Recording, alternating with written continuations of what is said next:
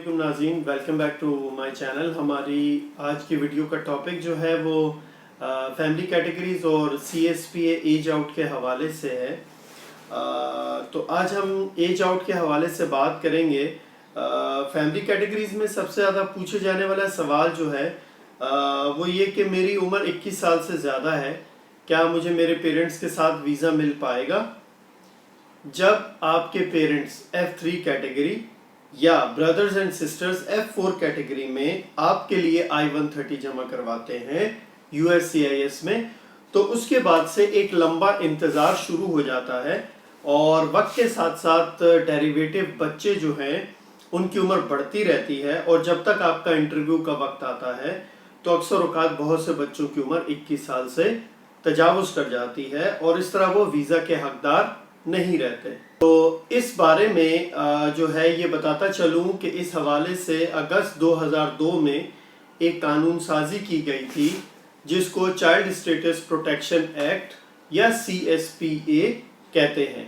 आसान अल्फाज में इस कानून के ज़रिए फैमिली कैटेगरी में मौजूद बच्चों को उनकी 21 साल की एज लिमिट में रिलैक्सेशन दी गई थी ताकि ज़्यादातर बच्चे अपने वालिदैन के साथ वीज़ा हासिल कर पाएं। CSPA चेक करने के लिए आपके फॉर्म I-130 पर जो है वो रिसिप्ट डेट और नोटिस डेट के दरमियान जो वक्त होता है उसको एप्लीकेशन पेंडिंग टाइम कहा जाता है और ये पेंडिंग टाइम जितना भी होता है ये बच्चे की एक्चुअल एज में से माइनस किया जाता है और उसके बाद अगर वो बच्चा 21 साल से कम है तो उसको वीज़ा मिलेगा, वरना नहीं।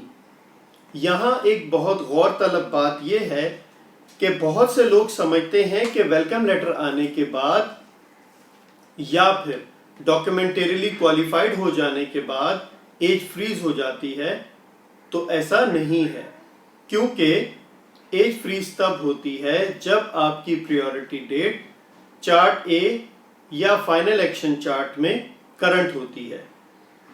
मिसाल के तौर पर एक बच्चा जिसकी डेट ऑफ बर्थ जो है वो 29 जुलाई 1997 है और रिसिप्ट डेट जो है वो 29 जुलाई 2007 है, जबकि उसकी नोटिस डेट जो है वो 29 जुलाई 2011 है, तो इस वक्त उसकी उम्र तकरीबन 23 ईयर्स 7 मंथ्स 25 डेज ऑलमोस्ट बनती है और एप्लीकेशन पेंडिंग टाइम जो है वो 4 इयर्स है।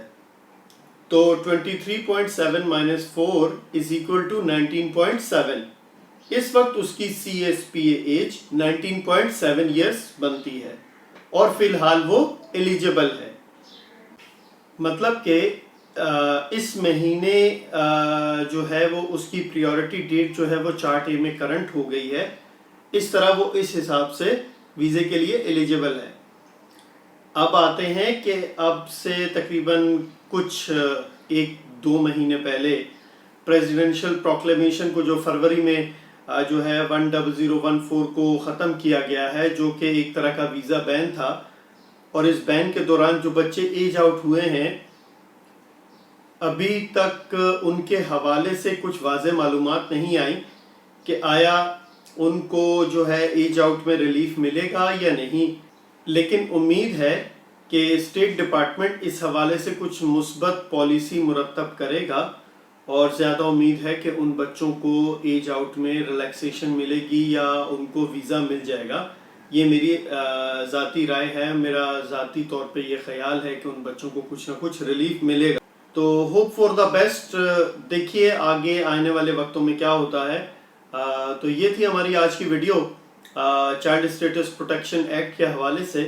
नेक्स्ट वीडियो में किसी नई अपडेट और नई मालूमात के साथ आपसे मिलेंगे। तब तक के लिए इजाज़त। अपने दोस्तों, रिश्तेदारों और गिरदो नवा के लोगों का बहुत ख्याल रखिएगा। अल्लाह हाफिज़।